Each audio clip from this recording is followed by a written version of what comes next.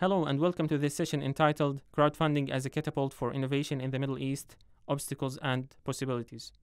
My name is Rafat Abushaban. I hold a master's in business IT systems and work within the Business and Technology Incubator at the IUG University in Gaza, Palestine.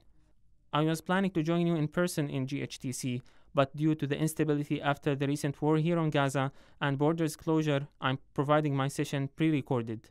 In this regard, I would like to thank the chair, Dr. Nathan Johnson, and the rest of the GHTC committee for their assistance, and thank you all for attending today.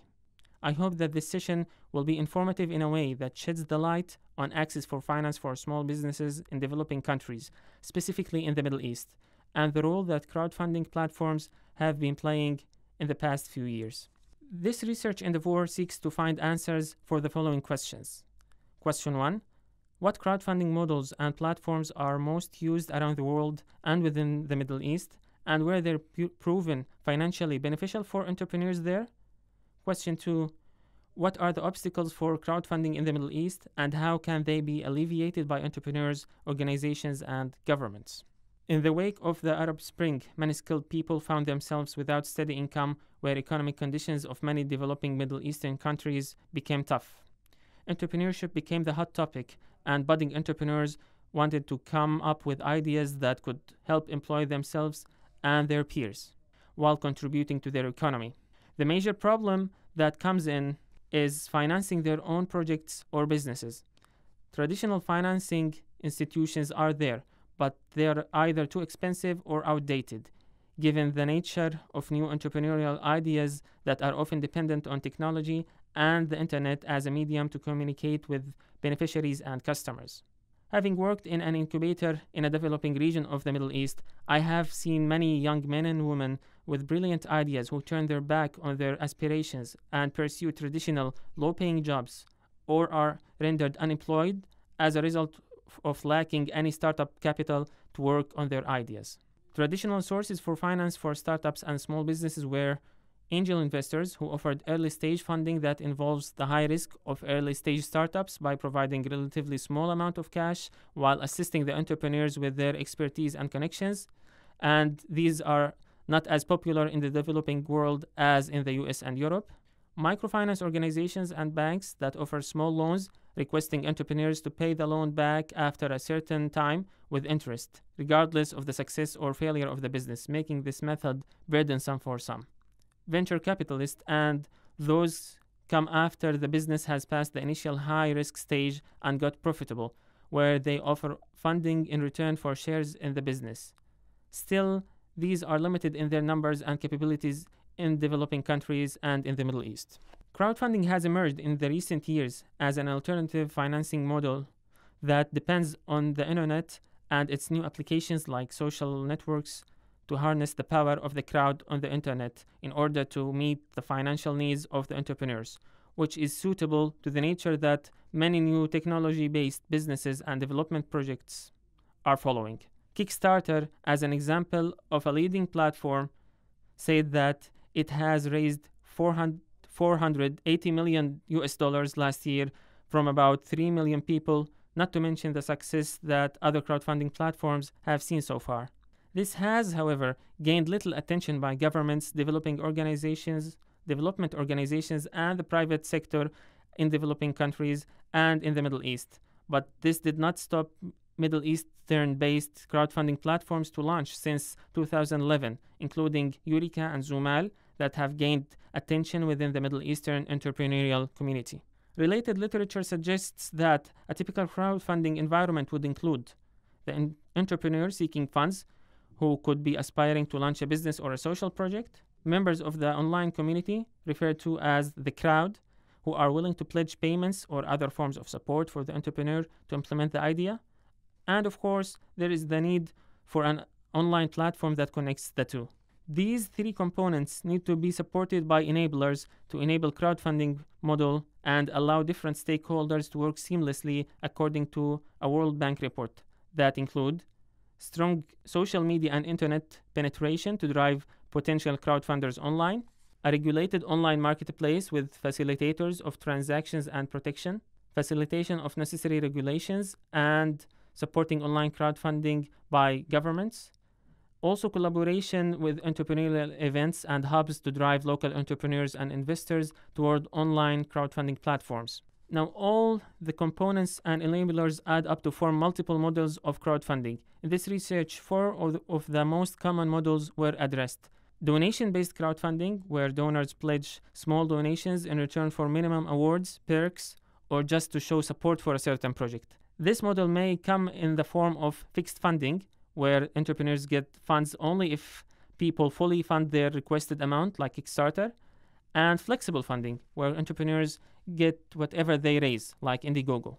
Crowdfunding investing, which is riskier and less common than the previous model. This is an equity crowdfunding model that offers a significant capital in return for shares in the business, like Eureeca platform.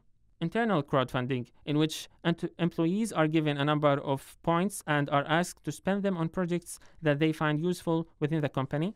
And finally, hybrid crowdfunding that offers more than one approach at the same time by supporting a part of requested capital as a loan and another part as pledges, for instance. Crowdfunding has a good number of benefits to make it attractive to be entrepreneurs, including raising capital to start their project, gaining valuable feedback before releasing the product, understanding if the proposed idea has a mass appeal. At the same time, crowdfunding offers benefits for funders as well, including social returns as they see the project they supported realized, and material or financial gains provided by the entrepreneur after the capital is realized. Still, current crowdfunding models have a number of drawbacks for entrepreneurs, including losing the confidentiality for the idea when shared online, and the significant effort needed for promoting the campaign. As for funders, there is the risk of non-fulfillment, fraud, and legal threats like money laundering. The developing countries in the Middle East and elsewhere are facing further operational and technical issues that lessen the impact of crowdfunding, like lacking a reliable internet infrastructure or mobile networks, and lacking a critical mass of online audience who are willing to enroll in a crowdfunding ecosystem, in addition to the lack of a solid online money exchange mechanism where funders can contribute easily and securely. On a global scale, the past few years have witnessed astounding successes and failures for tens of crowdfunding campaigns where entrepreneurs are putting up their ideas online every day to benefit. Oculus Rift, that is a virtual reality headset, raised $2.4 million in 2012 and was reportedly acquired later by Facebook for $2 billion. Star Citizen is another example that crowdfunding just works, as the team behind it managed to raise $43 million using their own website to collect the funds. Another Middle Eastern example is Harir, which is a Jordanian-based fashion shopping website that raised just over $100,000 in equity crowdfunding. But for every successful campaign, there is plenty of failed attempts to be found. In order to address and analyze the environment of crowdfunding in the Middle East, I have collected data on about 255 Middle Eastern-based crowdfunding campaigns and 419 campaigns based in other countries worldwide for comparison. Collective quantitative data included basic unique characteristics for each campaign, like number of funders, target amount requested, raised capital, and number of campaign members. Qualitative data was also collected based on the crowdfunding platform used, country of origin, category, and type of funding, whether fixed or flexible. Crowdfunding platforms that were included in the survey are Indiegogo and the Middle Eastern-based Zoomaal and Eureeca platforms, while all surveyed campaigns were finalized between May 2010 and May 2014. As for the data categorization, campaigns were classified into 3 main categories. Successful included the campaigns that raised or exceeded the initial target. Partially successful, campaigns that followed a flexible funding model and managed to raise and get an amount less than the intended target. And failed, campaigns that did not get any funds. As for the results of the study, Indiegogo was found to be the leading platform for Middle Eastern-based projects with a total of 204 campaigns recorded from 15 Middle Eastern countries, 200 of which were either successful or partially successful. Figure 2 indicates that the most active campaigns came from Palestine, with 63 finished campaigns, and the least active was Algeria, with a single campaign. Collected data showed that those campaigns have collectively raised a total of about $1 million, whereas the total requested amount was about $5.4 million. Table 1 on the right shows how campaigns from Lebanon, raising an average of $8,446, that equals 43% of the target amount, with an average of 76 funders per campaign, for instance, were more effective than campaigns coming from Palestine that raised 24% of the target with an average of 56 funders per campaign, and even in Egypt, where the campaigns raised 21% of the intended target with an average of 65 funders per campaign. This indicated how, in general, some countries were more effective players on the platform. Most of these campaigns were categorized under community, followed by film, and then education. Data was collected from Indiegogo on campaigns outside the Middle East to meet or exceed the funding that was realized in total. Countries were chosen to resemble a global sample, with 2 countries from North America, 2 from Latin America, 2 from Europe, 2 from East and South Asia, in addition to Australia, resulting in 419 campaigns within the same criteria used for Middle Eastern campaigns. The results showed that while some countries reached and exceeded the raised amount by Middle Eastern campaigns altogether in just one campaign, like the US and Germany, other countries did not make the mark, like Brazil, China, and Mexico. As shown in Figure 3, the small blue bars are numbers representing the number of campaigns, and the red bars represent raised capital.